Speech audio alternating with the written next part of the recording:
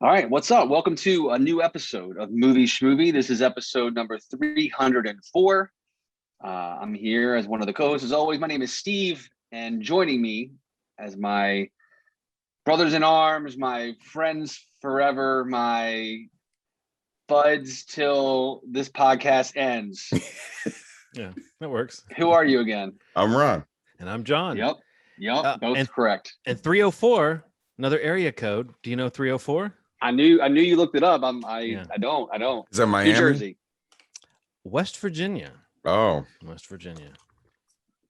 So close. Oh, okay. I keep thinking I'm going to be like, oh, and let's talk about all the movies that happened in that place. I mean, I'm sure last time when it was Denver, Colorado, we could have, I'm sure there's movies that are shot in Denver or that take place in Denver that would have made good conversation, but I don't think we have that stuff on the tops of our heads. That's more like the kind of thing you dig into. But if anybody wants to mention their favorite movie that took place or was filmed in West Virginia, now's the time.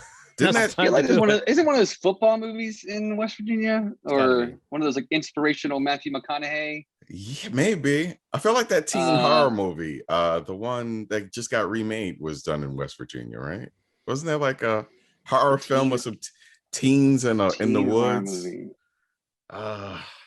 The Wrong Turn remake? Yeah, Wrong Turn. Isn't that? Yeah. That sounds like some Virginia action. I think you're right. But we are not in West Virginia. Yeah, we are as we've been for the last 15 months in our respective homes in and around the Baltimore metro area here in Maryland, the 410, 443, maybe 301, depending where you are. Hopefully, we passed that one. We should have thrown 301 out there, but yeah, you should. Hopefully we make it to 410 and we can really have a party. I know. I mean, as we're gonna start the episode off, we've been doing like little catch-ups, news bits, trailers, anything like that's popped up. I know Ronald, you'd mentioned one super saucy thing you wanted to talk about. Yeah, man, Spice. HBO Max, the executives have basically banned season 3 of Harley Quinn, which depicts a scene where Batman goes down on on Catwoman, to be taken out of the show. And the reason why that's a little contradictory is if you go back to The Killing Joke, which was an incredible comic book that was made into an animated film, Batman just has sex with Batgirl on the roof for no reason. It's not in a comic. It doesn't exist anywhere but this movie, but he just has sex with her. It's just weird. They take their clothes off on the roof. And then when it comes to this play of power, possibly between two characters, they're just cutting it out because they're saying Batman wouldn't do that. Wait, Batman and Batgirl? You said Batman? Yeah. In the Killing Joke? Okay. Yeah. Didn't that sound weird? John, I know Batman and Batgirl aren't related. I saw your face, but it sounds like incest, you know. Yes, and I know that's not right, but is this conversation why they maybe are doing the? Yeah, they don't want people to have this conversation. They don't want this conversation again on something that they're overseeing, I guess. But is the actual DC quote? I've got to find this. It's like he wouldn't do that or something like that. Heroes don't do that. Heroes don't do that. I mean, I don't want to get too personal here, but I think most women would disagree with that statement. Yeah. Most heroes, I feel like, do. I think that's what makes you a hero sometimes. Right. Heroes don't wear capes, but they do at least reciprocate. If not, that's true. Try to inspire reciprocation by starting. That should be like a slogan. You know? That's the slogan right there. Heroes, not all heroes wear capes, but they all reciprocate. But there's got to be even more proactive than reciprocation. Yeah. See, this has gotten me all tongue tied. No, I got you. But it's got to be even more. This is a touchy subject, and it's weird because if you didn't know why this subject was being talked about for a second, it was like, oh, the first person I saw that posted like actors that would perform cunnilingus, like the actors that have played Batman, people were ranking them as like most likely and least likely to perform cunnilingus. And I saw a good version of that list, and I was like, yeah, I agree. Michael Keaton is at the top of that list, and Christian Bale is at the bottom of that list. I think that's a pretty funny list. And I also agree Adam West is right in the middle of that list. And then I saw the second or third joke about it, and I was like, "Why is everybody talking about Batman going down?" And then I saw the news. So it's one of those weird times where you know how like someone you like is trending on Twitter, and you go, "Please don't be dead, and please don't be canceled." This was like that same thing of like Batman and Cunnilingus are trending together. Whatever for. But yeah, this is crazy. Like, what a weird thing for them to draw the line at, given how much crazy shit is in that show. So yeah, man. Yeah, what a bunch of squares. It's crossed over. I for all my news, I always go to the Twitter page for Devon Sawa. You know, the '90s heartthrob. Yeah. For those out there, he's the one to follow if you really know what's going on. Really, he's like the Eve 6 guy of acting. You know what I mean? He's a little bit like he's a good follow. He's a good follow. He doesn't give a shit. I was going to show you. I don't know if you can see this. He posted this.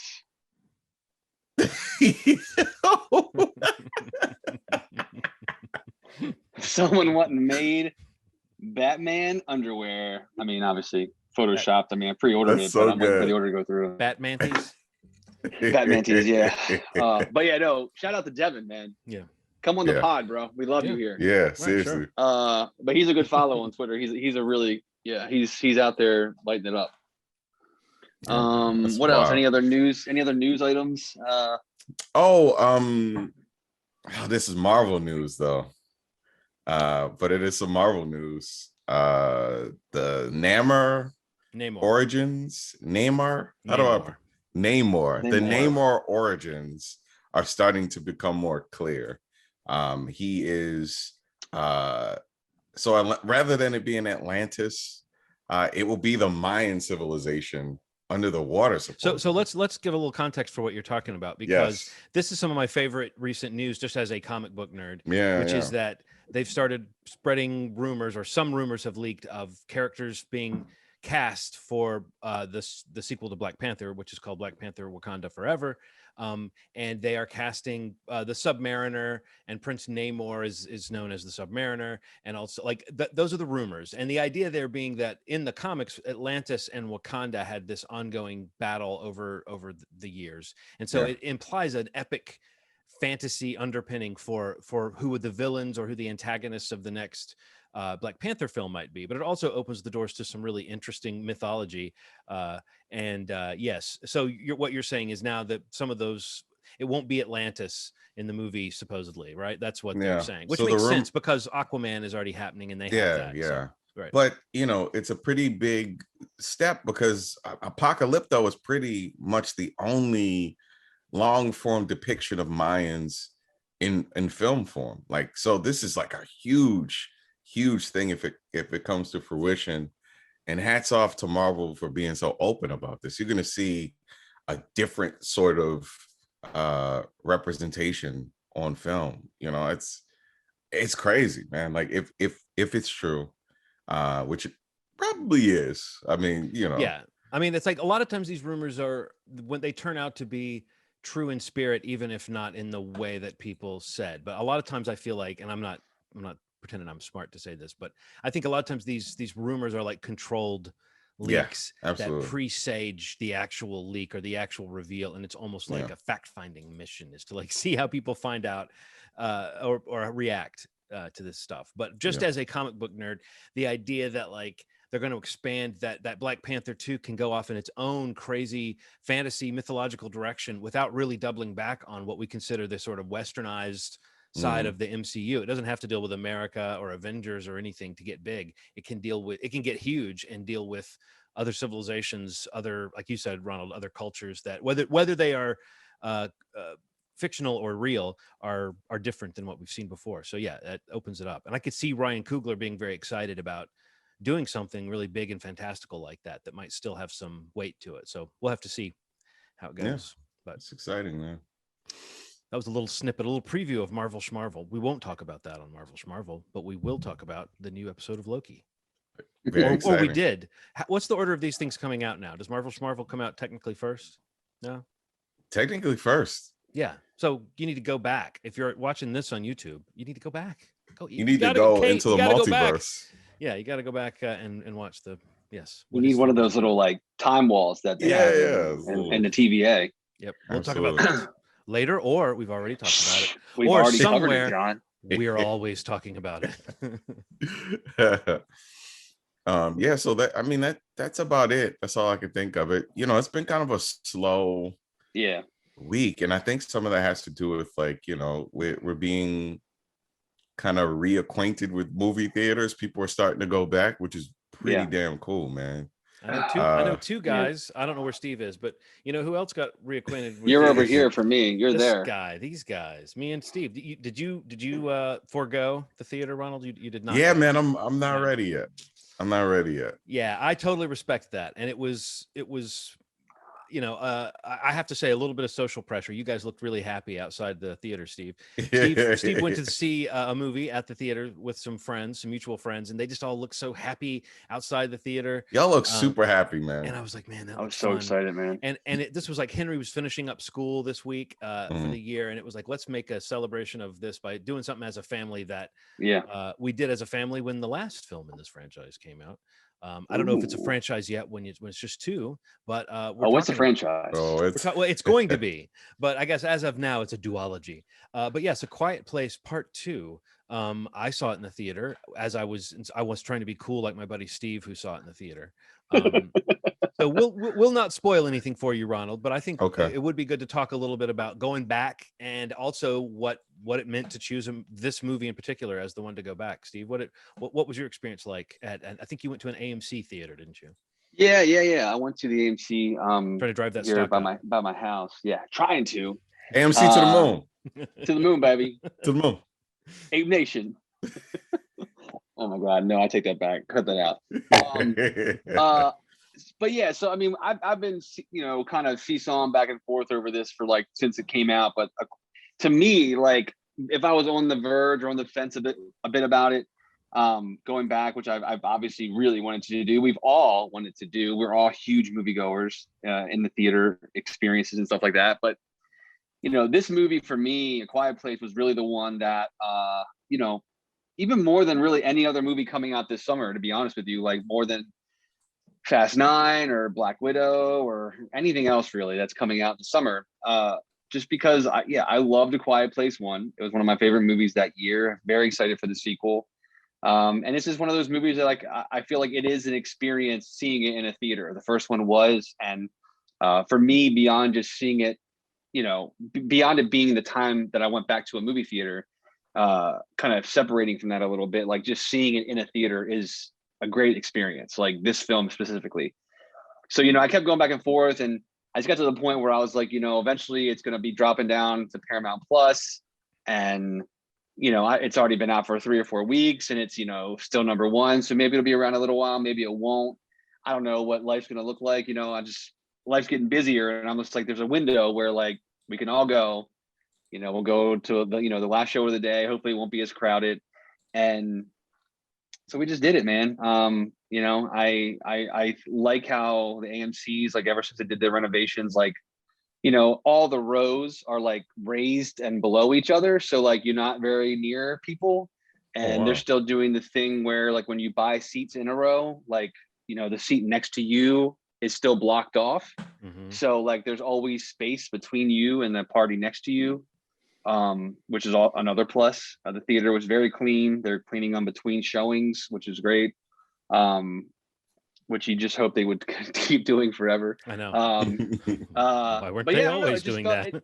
It just felt very optimal for me. I mean, and to be honest, I still wore my mask the whole time because I'm just like at that point still. Yeah, I understand. But it was a great experience. I mean, the movie was great. I loved being back in the theater. It was very, it just felt great to go. We haven't really done a lot of things at all in the past 15 months at all, like among us, like Aaron and I, my wife, or amongst really many of our friends, like to do anything together.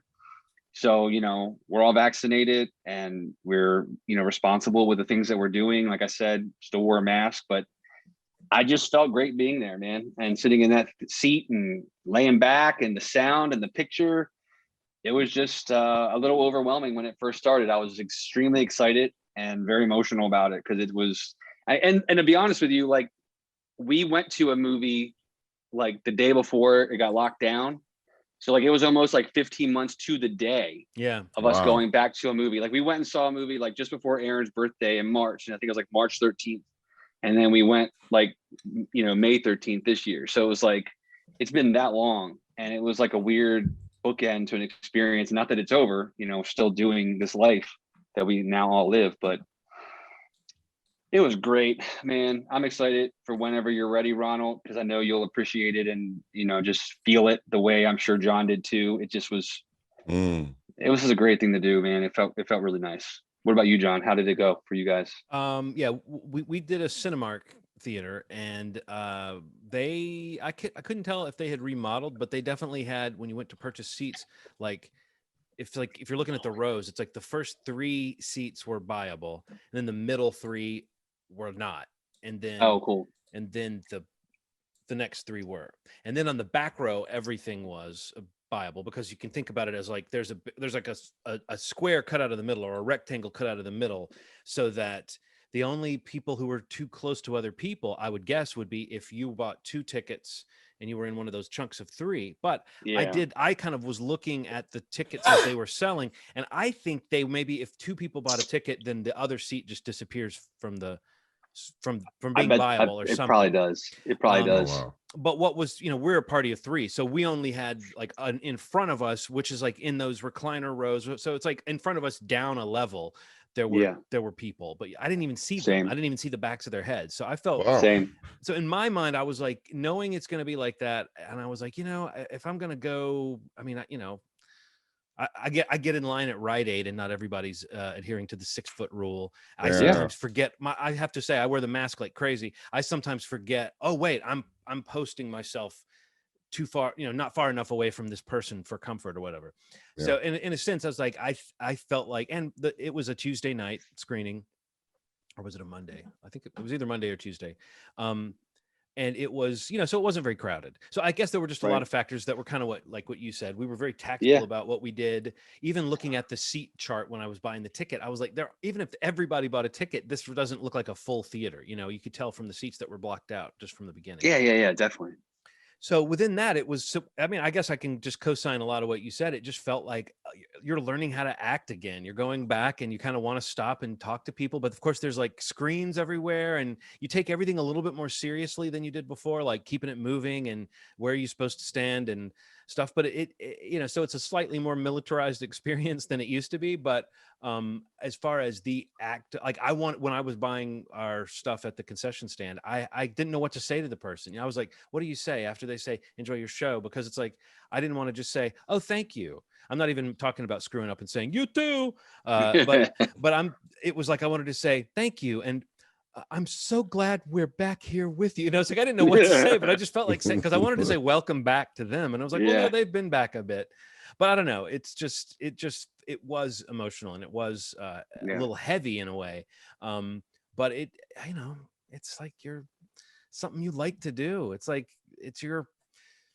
a form of, I don't know. I mean, it goes, I don't want to make it too grand or anything, but we all love going to see movies, and we have this show that we've done for a decade because movies Yeah. mean Yeah. something to us, and the way you Yeah. want to see a certain type of movie, especially, but any movie really, is in that dark room with other people breathing and reacting. And I don't know, it did feel kind of cool, and it did feel like this was a really solid piece of entertainment to go back for, you know, like it was Yeah. just, I kind of knew we were in good hands. I knew even if it was more of the same, I would be happy to see this one on a big screen. And in that aspect of it, it was fun. It was once again fun, Ronald, how quiet it got, even though it wasn't as crowded as before, that you still had like 25, 30 people, however many were in that theater, that were like moments of this movie where it is completely quiet.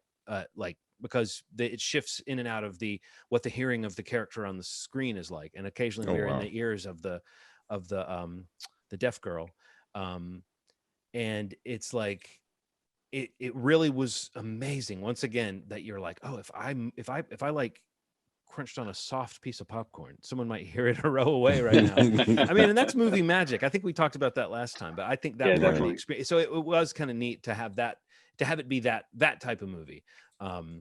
But within that, I will say one thing. I don't know, at AMC, did they have like Cinemark had a couple of commercials mixed in with the trailers that were like a little too a little too desperate, a little too thirsty. They would like show Black Widow, but they would shrink it down to like a tenth of the screen and say, movies aren't meant to be watched like this. Movies are meant to be like this. And it gets as big as it can be. And it's like, Cinemark wants you to remember the cinematic experience is important.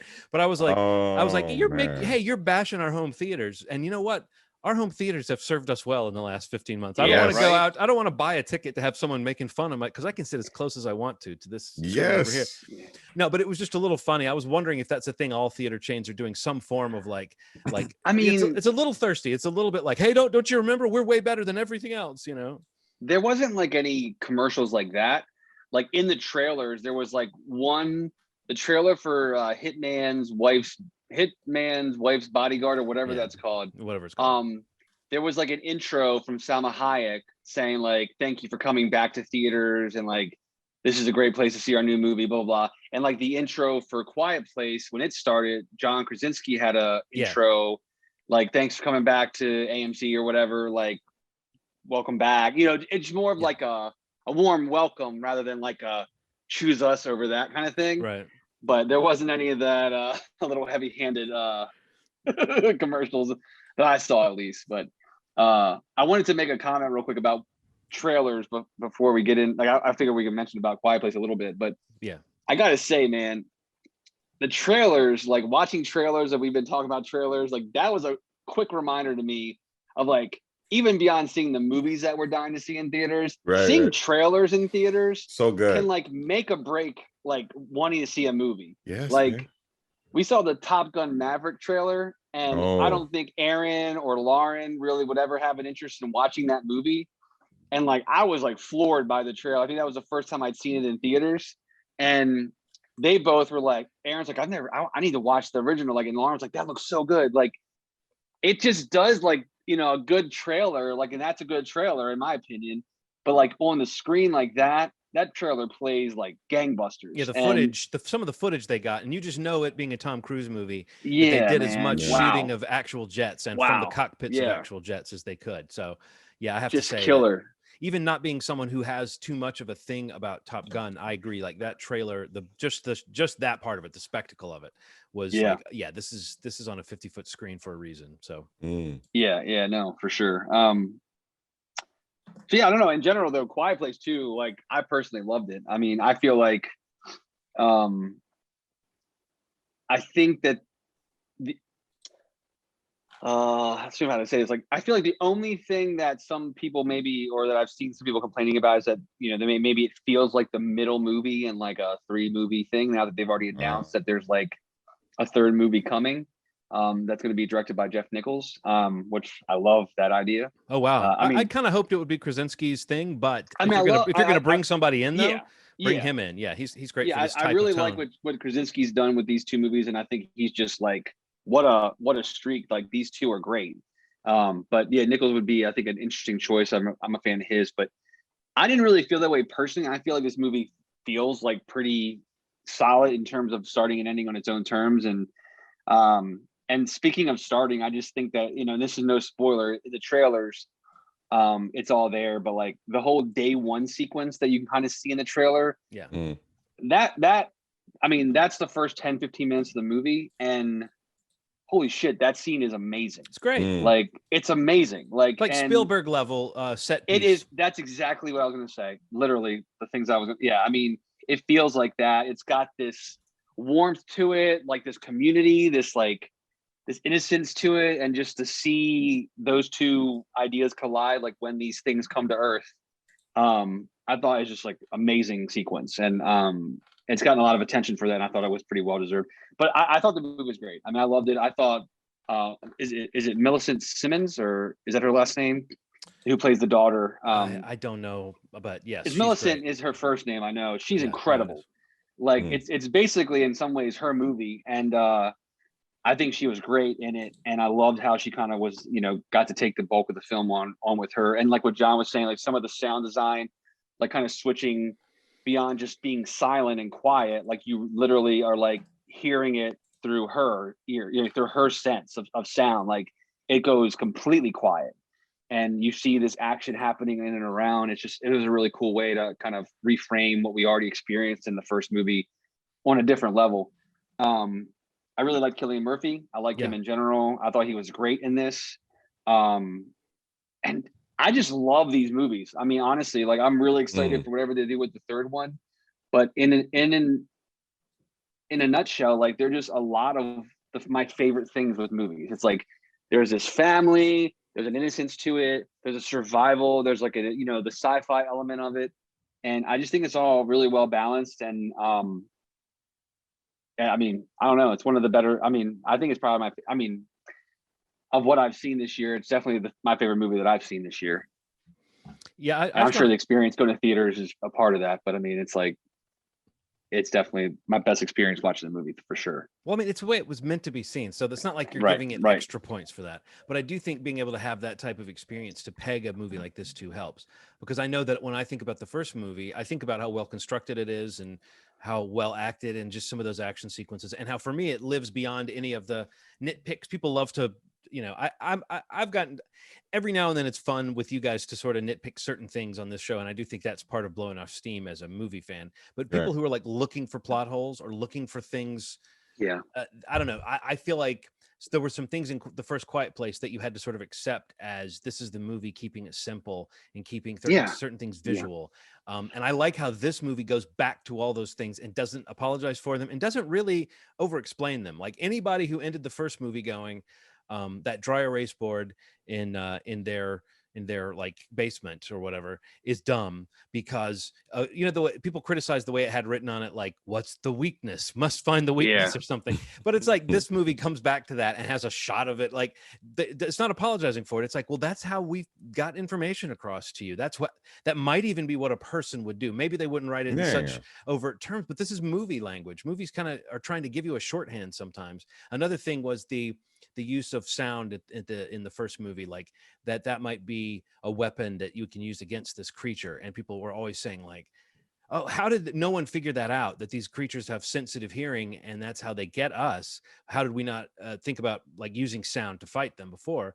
And I think this movie addresses that, but just in a plot way, but by saying it wasn't sound itself that did it. It was a particular frequency, a particular kind of sound. There's a little bit of like a chosen one element almost to that in this story, but in a very grounded way. Again, I don't think the movie needed to do it, but I like that that if you do have that sticking point, this movie is like, but we gave you a little bit of an answer. So I don't know. I think this movie is very smart about the way it is a sequel. I think at its, and I'm not even saying there was anything really that I'm saying was bad about it. I'm saying at its worst, when I was really enjoying this movie, I was thinking, oh, this is just kind of an extension of the first movie with some cool action in it. And then when it gets to the end, God damn it. You get to the end and you know exactly what this movie is doing, especially in relation to the first movie and the way the first movie ends. It's like, okay, the first movie was all about why bring kids into not just this world in the movie, but why bring a kid into a failed world, into a dangerous world, into a world where you won't be around to protect them forever. And the best you can do is try and probably die trying. This movie seems like it doesn't have anything that heavy on its mind, but when it gets to the end, you go, yep, this movie was setting us up for this moment of like, what's it about? Well, okay, I could put it in a sentence right now and it would be an awesome sentence. I won't though, Ronald, don't worry. But I'm just saying it gets there. And I think that along the way, it flirts with other things we've seen, like, that humans are a threat in this. And if that got to be so much of a thing, it would start to feel kind of Walking Dead-ish.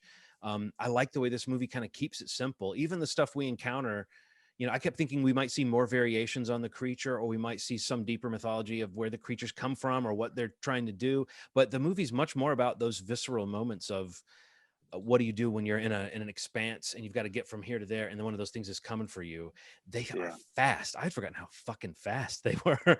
And it's broad daylight a lot of times too. So yeah, I think I was especially in the opening stretches when it's like sequence after sequence and I could watch all day, people sneaking around and one of those creatures sneaking up behind them when they don't see it yet, but we do. I could watch that all day. It gets me every time.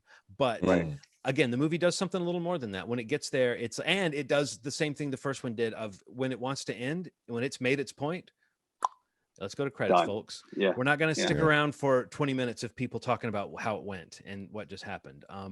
So you're leaving the theater thinking about what the implications, and as you say, Steve, if this sets up another movie. I don't think this movie feels like, oh, it's shamelessly setting up a sequel. But I do think, okay, I like the set of characters and circumstances that we're dealing with at the end of this movie. As far as picking it up again, there's certain people, one person in particular, I'm glad made it to the end to see what they bring.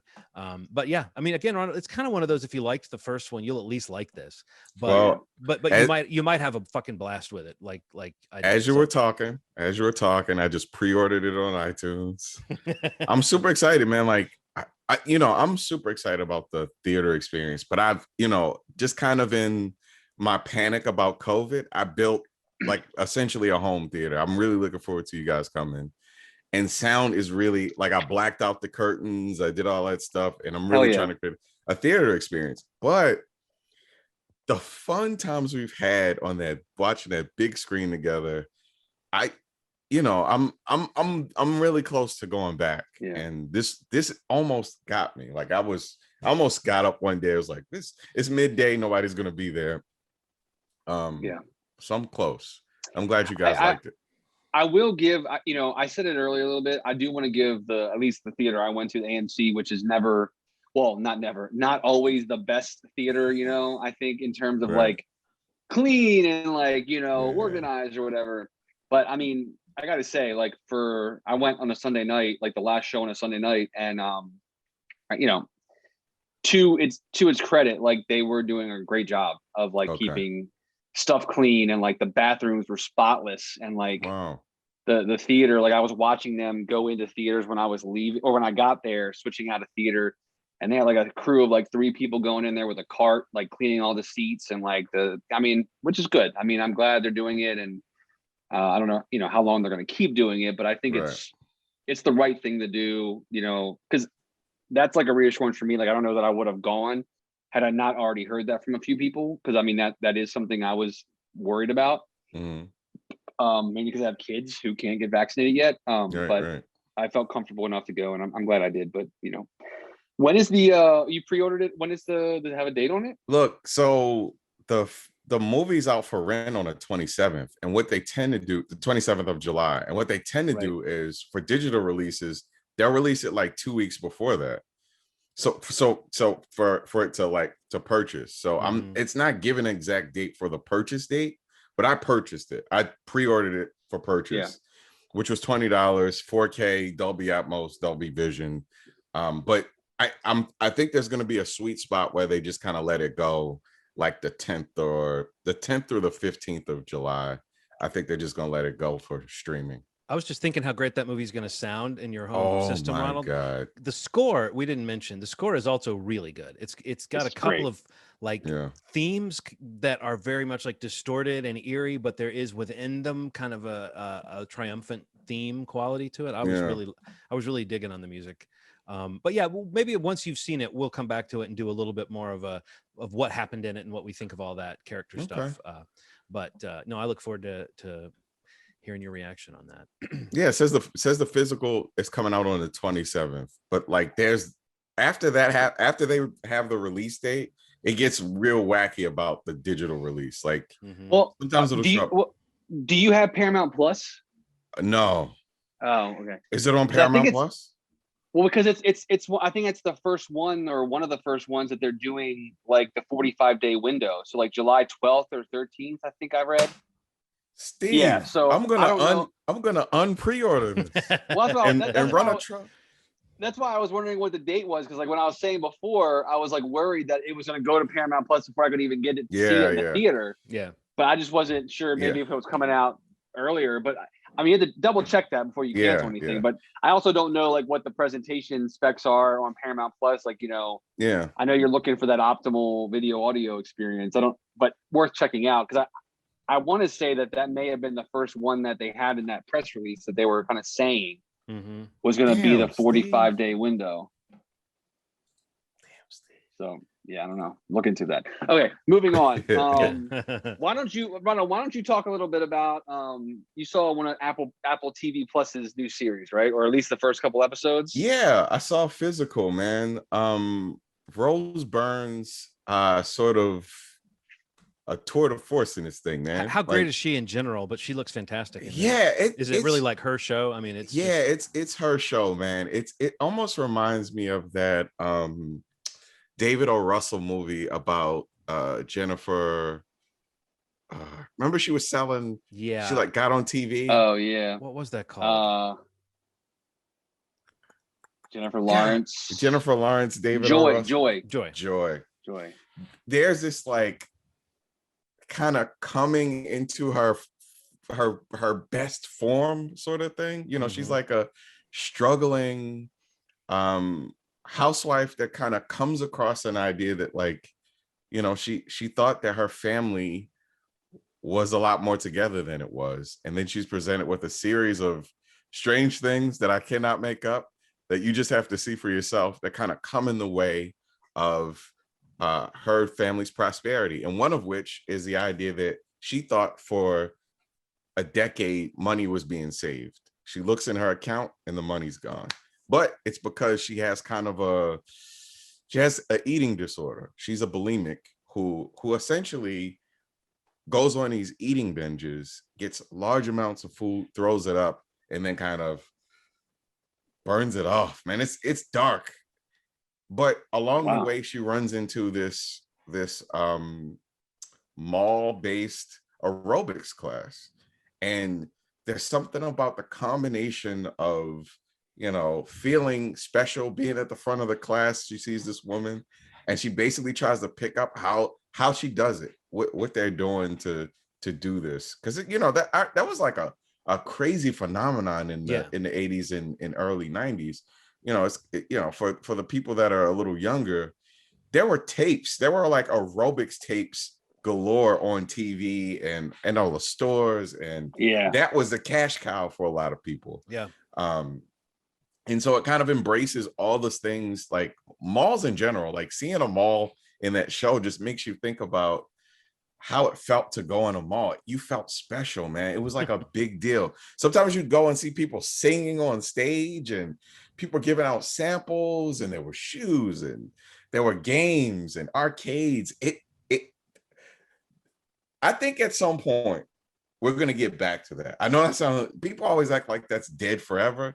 I think, man, look, with COVID and everything, when we get to a point where we're okay again, when everybody can walk around with no mask and not worry about the variants and all that stuff, I think we're going to get more into physical things like gatherings of people. And I don't think they're going to be everywhere. I think there's going to be a smattering of places like that, get-togethers where people could kind of, you know, just be there, talk to your friends, play games. That's my theory. Because everything comes back around, man. People act like things are dead forever. I don't know, man. I think some of that stuff. I hope you're right. I mean, I miss some of that stuff. I miss it too, man. Like there's no substitute for it, and there's a conversation in this show about that. Like, you know, what classes do. Like, you know, you ever see a spin class or something like that? Aaron has a bike, and they have the lessons on there, and you could do it live, and you're in a class. There's like this feeling of like, oh man, I gotta make this person happy. I gotta make this person proud. Yeah. That she really embraces, because she kind of has a lack of control in her life. It's a really good couple. You know, you get the first 3 episodes. They are just as entertaining as they are sad and worth checking out. Apple is making these like highbrow crazy shows that feel like they're only comparable to HBO. Like you can't compare them to anything else. They're just a high level of attention to detail. Sets are amazing. Actors and actresses are amazing. Yeah. I can't compare it to anything but HBO. You know, it's like one of those things. I mean, talking about great actors on an Apple TV Plus show, I just caught up with the last couple Mythic quests, and God, that show.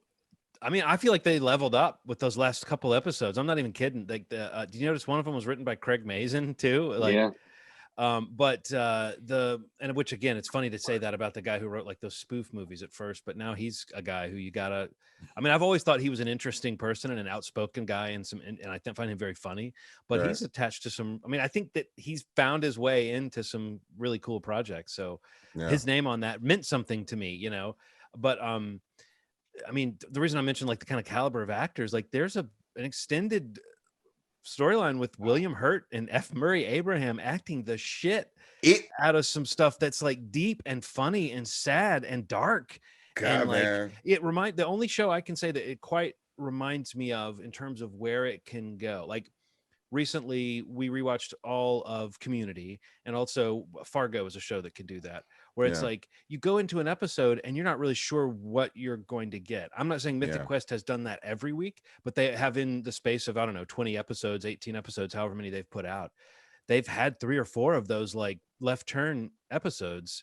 And I found those last 2 just really, really good. Like, just there was something, especially the flashback episode, the way it was put together cinematically. That last scene after the award show with the jealous guy playing in the background, and she says that thing to him that's like totally cuts him to the bone, but it's also kind of in the guise of a compliment. She says that thing about, I mean, she basically alleges that his story was rewritten by Isaac Asimov. We're getting into the weeds of the show, but the acting in that moment, the way he reacts, the score, the way it was shot. I mean, I was honestly going, this is some of the best television I've seen all year. It just really, really killed me. And I wish I could pull that actor's name. He played Big Head on Silicon Valley. He was fucking incredible as young he was Carl. F. Murray Abraham's character. So no, that show is, I mean, I have been enjoying it, but those 2 were like, this is something else entirely. What they're doing this season of Mythic Quest is just on another level, man. Like it, and I love that they kind of subverted your ideas, because you watch the first season, you think that it's just going to be a continuation of that. But yeah, sure, it is. But there's this bigger thing that's happening. And then you realize like the motives for everybody. And you know, when you figure out how Mythic Quest came to be, God, man, it'll, if you're not moved by that arc, something is wrong with you. And like, you know, it just is a reminder that like there's a lot of sad stuff that can kind of revolve around comedy. Like there's a very thin line between something funny and something incredibly sad, you know. It reminds me of that quote. Tragedy is Mel Brooks, I think you said it. Tragedy is when I get a paper cut on my finger. Comedy is when I fall down an open manhole and die.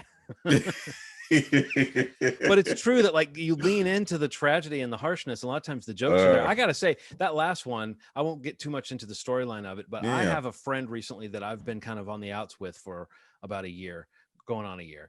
And I've been really debating, like, is it my job to make amends with this person? I always felt like I was the one to reach out before, and I don't really want to always be that person. But it's been almost a year. And that last episode with William Hurt and F. Murray Abraham, honestly, at the end, I was a little bit of a mess, because I was like, yeah, man. So am I going to be a bitter old man one day if I don't bridge this gap? But why, I'm sure we all know that feeling. Why do I have to be the one to reach out? Why is it my job? But maybe it's your job because you're the one that thought of it, and you actually thought about it. It's like the other person, maybe they're not thinking about it. Maybe their life, they're so busy they're not thinking about it. So I don't know, it really was food for thought, but it really got me going, like, anything you can do today to not be 30 years from now going, oh shit, well, I should have done that. You know, try to go ahead and think about what those things are and say it and do it and all that shit, because you don't want to be a closed off, bitter old person who's making up for lost time. But but no, I was thinking, I just want to name check a couple of other shows. I think Dave and Atlanta both have the same quality for like a sitcom. So maybe those are even more apt comparisons, but like you don't, especially on Atlanta, you have no idea what show you're going to be seeing that week. You only know it'll be like thematically connected. But like you don't know which characters are going to be in it or anything like that. So and yeah, Rob McElhenney, like, I mean, he's always been really good. Like, I think quietly he's like a great actor and a great writer, but I don't know, there's something to this show, even the way they deal with some of the sort of workplace discrimination issues or like representation issues. I think as much as I love Silicon Valley, you hear a lot of, well, for one thing, there's a lot of behind the scenes weirdness with the guys on that show, or a couple of them.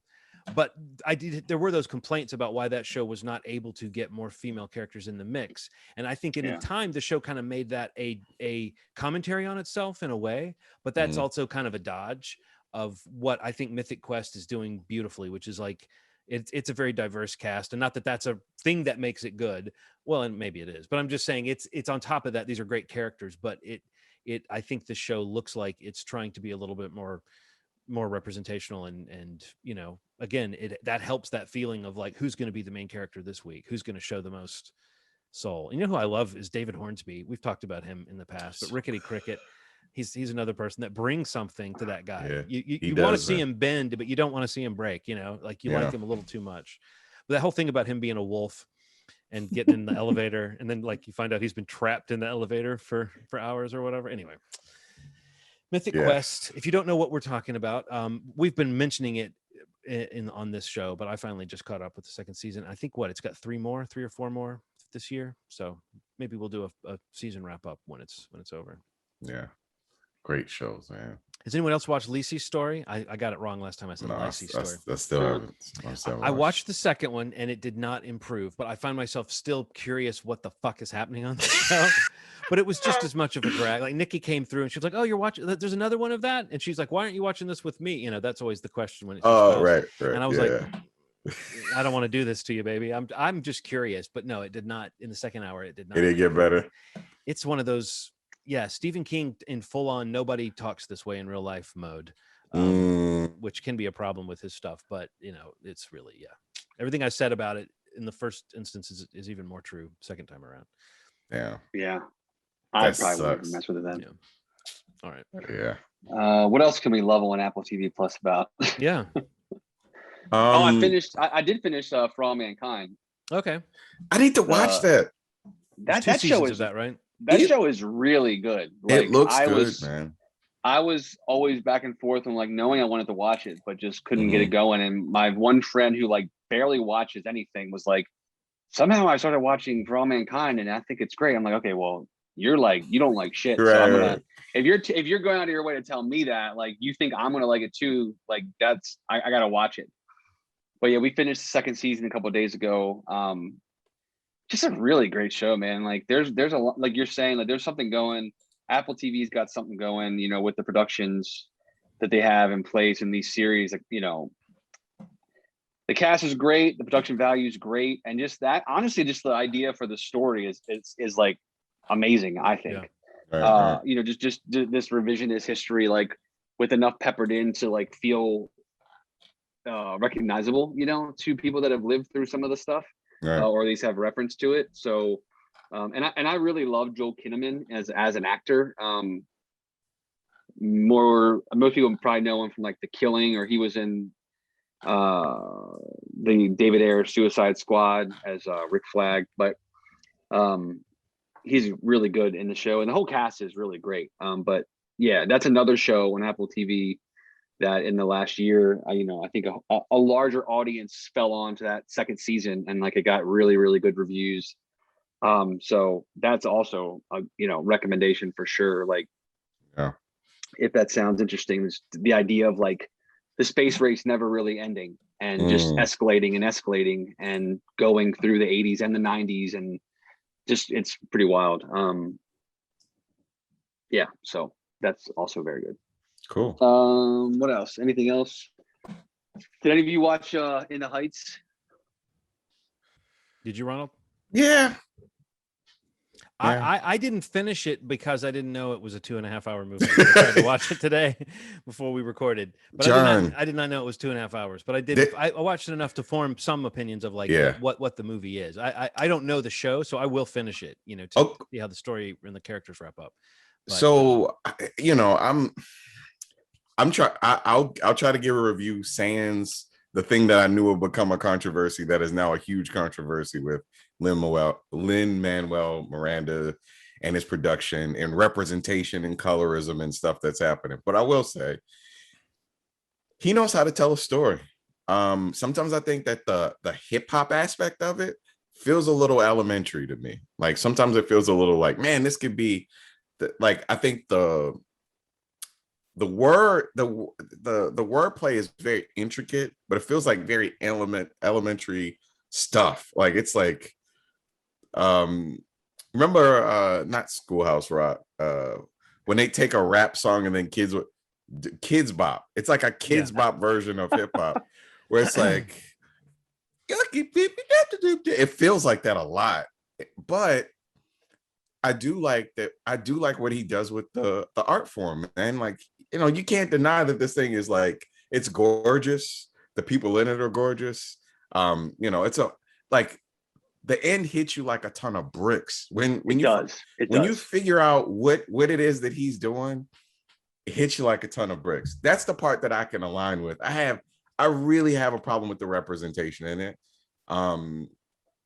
But maybe put that in a nutshell for folks, because sure. I've been reading up on this too, and I guess I wasn't too surprised because people are always on. I mean, I think his stuff, the way he handles it, there's always going to be a question of that aspect of representation, but particularly in this, a lot of people are concerned about like the community in the movie as represented as compared to the real life community that it's claiming to represent, right? So in general, anybody who is a non-white person in the world that's a minority, there tends to be a system of racism as it concerns colorism. So essentially, the lighter you are, the better you're treated, the more opportunities you have, the more you're represented. And this movie did a particularly strange job of just having lighter skin Hispanic people represented in the film, Latinx, members of the community that tended to just be lighter skin. Now, if you know anything about slavery and anything like that, there's a huge range of colors within the Latinx community, none of which were represented in this film. And actually was watching it and I was like, man, that somebody's gonna have a problem with this. That's the first thing I said when Aaron and I were watching it. I'm like, somebody could watch this and not think anything of it. But most people who have like Hispanic friends and have gone to someone's house, who has like, have gone to a family function, know that there's like a crazy spectrum of colors. And this was not represented in those films. And that may have been because he has a couple people that he deals with or something like that. But if you're saying you're in New York and you're saying that you're representing the Latinx community, you have to have some darker skinned brown people. You have to have some brown people in it. You can't. Have you seen Cuban people? Have you seen Puerto Rican people? Like, they don't just look like the two stars of the film. So that was a huge thing that I knew would be a thing. But the film was fun, man. And the end was fucking, like, I cried, man. Like, I cried at the end. I cried at the end, man. Like, because the American dream, whether people are honest about it or not, is pretty universal for a lot of us. Like, there's whatever people deal with when they come to the country is whatever, right? It's varying sort of experiences, but the thought that you want to come to America and make yourself better, you want to create this world within it when you touch down, is a universal story. And when you see it played out the way that it's played out, it's magical, man. Like, that's one thing that he's great at. He can tell a story. And the two leads, one of which I'm actually going to talk about later. What is that guy's name, man? Anthony Ramos, who is also in the Blindspotting TV show on Starz, which I'll talk about later. And Melissa Barrera, who is in Vita on Starz. If you want to watch a movie, a show with great Latinx representation, that's actually a good one too, but also has an issue with colorism as well. But those are two shows that are very good. The two leads are very good in it. It was an incredible film. Yeah, but there's always that issue of colorism. So I feel like the thing he does well, like you've already kind of said, is just like, whether it's this or you want to talk about Hamilton, or even just like some of the storytelling that he does in songs that he's written for other movies that, like even Moana, like he's got a skill, and you know, the songs really do. I mean, ironically, the songs do a lot of the heavy lifting in terms of the narrative of the story. Yes, And I they think do. that's what really is engaging about the movie. I wasn't familiar with the musical itself beyond his association with it, you know, after he kind of, you know, more blew up even more after Hamilton. But like, Right. I just thought, you know, like I thought that the performances were very good. I think that the filmmaking was actually pretty like stellar. I thought that Yeah. like some of the set pieces and like knowing that they shot a lot of it on location, and you know, some of the, you know, cinematography and the way they kind of achieve some of those shots, like the shot when they're on the side of the building, like that whole sequence is It's on just par. It's on phenomenal. par with Doctor Strange. It's It's like amazing. that Yeah. level good of like the shifting and the dancing. Oh my Yeah, god, man. just however they do. I'd like to see behind the Yeah, scenes of how they accomplish that. yeah. Me too. But yeah, you're right. Like you know, there probably is some like simplicity to probably what he's doing with that piece of the art form. But I mean, I personally can't speak to that. But I feel like in terms of the story being told, I really like how the songs really carry the story Yeah, and really are some of the most engaging parts of the story. Um, like the whole song, like the Abuela song, the Passion Sife or whatever it's called. yeah, yeah. That whole sequence is just gorgeous, and it's so emotional, and um, more so than a lot of the actual just narrative scenes in the movie. Yeah. You know, and I don't know if that's a good or a bad thing, but I think for a musical, it's probably a compliment to say that like most of what you're remembering from the movie are the story told through the songs, if not any real standout like blockbuster songs. You know, I don't Yeah, know yeah. that it has a I don't know that it has a song on par with other big musicals of, you know, recent years, but I don't know. I really liked it too. I thought it was great. I thought the ending just was pretty great, or pretty phenomenal actually, very emotional. Yeah. But yeah, I mean, it is something that I'm trying to learn more about, like, you know, when it kind of popped up like a couple of days after it came out, what were just describing, and you know, watching them address it is still like a weird thing, you know, because it's like it's good to see acknowledgement like from the filmmakers and the people that wrote it, and Right. Lin-Manuel, and like I think John Chu even like kind of got the same kind of backlash when Crazy Rich Asians came out, for a similar reason. So it's just like a weird thing that like, how does it keep popping up like that? Like, how does this continue to go? You know what I mean? Like, how does it continue to be unaddressed? Like when you Yeah. have people who seem to genuinely be like progressive, like well informed, like very tapped in, Yeah. people in the Hollywood system.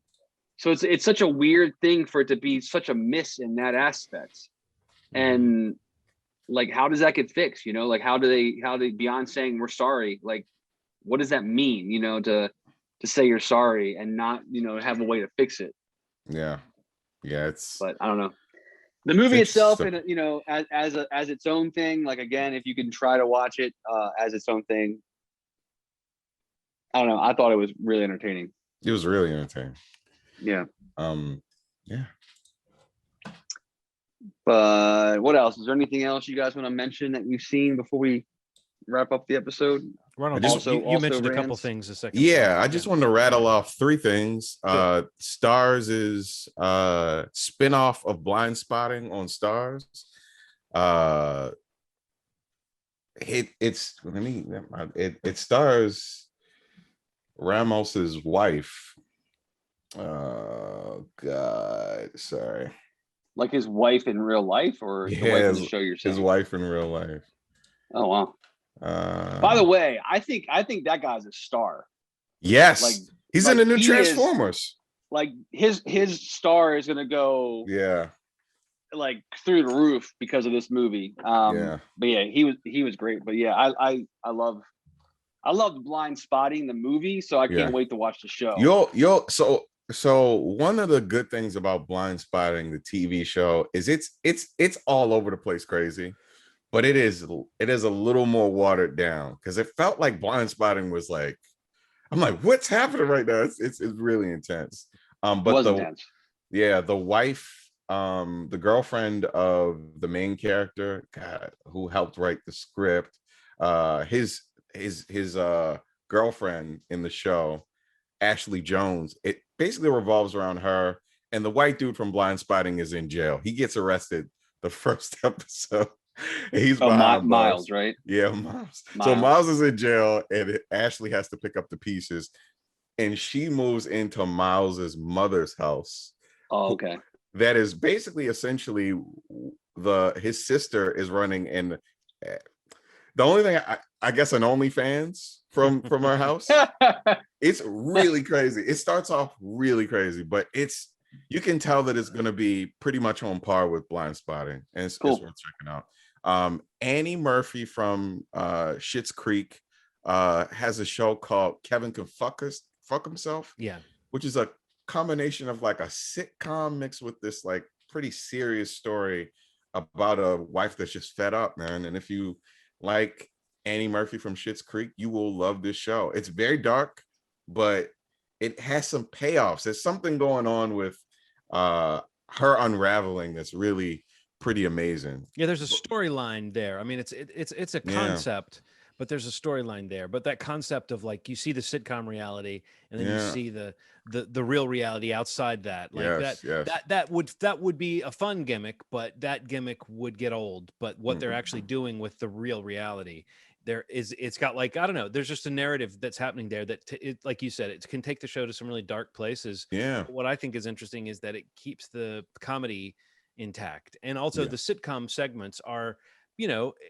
they're crafted with a lot of love. As much as they are breaking the sitcom idea, they're not like just spoofing a sitcom. They actually are kind of giving you some of the pleasures of a certain type of sitcom, and then dismantling it. And then Annie Murphy, I mean, we already know she can take like an anti-heroic sort of character and make them super lovable, from Alexis on Schitt's Creek, and that's a character that we should hate, you know, this kind of privileged, spoiled person. But she gave her such heart and made her such a lovable person.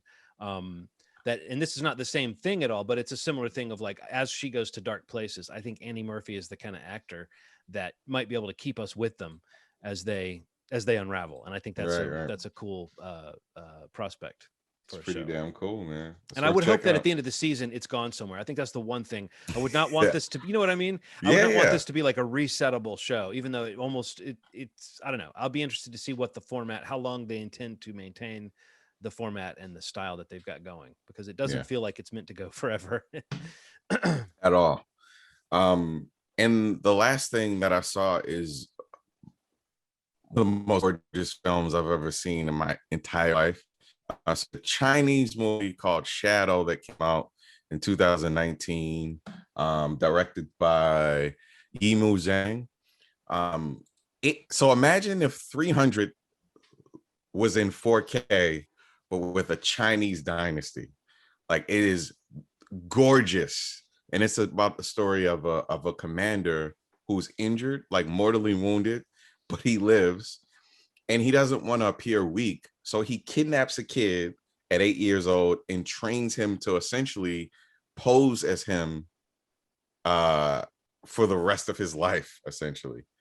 It's heavy duty and has a lot of cool martial arts with strings, but this thing is like, I have never seen anything like it. But like it's like elevated, you know, it kind of muted colors. It's like black and white, and then the people's faces are in color. It's just gorgeous. The blood is like very deep red. And it's an adventure, man. It's a real adventure about deception and love. And this thing is like, I suggest it to anybody, even if you don't like, you know, karate films. It's more than that. It's a really well told story about a lot of different things, but it's worth checking out. Shadow. Came out 2019. It's on all streaming sites. I just bought it just now as we talked. It's on iTunes right now for $5.99. Gorgeous 4K if you want to watch it in 4K. Yeah. Shadow. Wow. What else? Anything else you guys want to mention? I'm good. I think that's it, man. All right, cool. So just as a heads up, next week we may not have a podcast episode. And one of the three of us, whose name sounds and rhymes with Ron Walker, not John Walker, but something like that. Is traveling. Thanks for keeping a lid on it, Steve. I like the Yeah. idea of being. I don't want people to know when I'm traveling and going around the country. So it's good. It's not so me. Find him is what I'm saying. Find John. It's this Ron Walker guy. Yeah. So we're going to see how the week plays out, both for the podcast and for Marvel Schmarvel next week.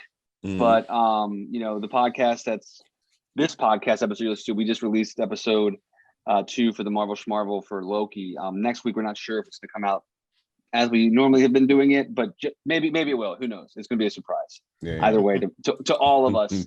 Just remember to be pleasantly surprised if there's any kind of movie schmovie next week, right? Or Marvel Schmarvel. Right. Or it might just be a glorious week off for everybody to just enjoy your lives and look forward to the next one. But until then, regardless of what happens, you can find us at movieschmovie.com. Check out the past episodes.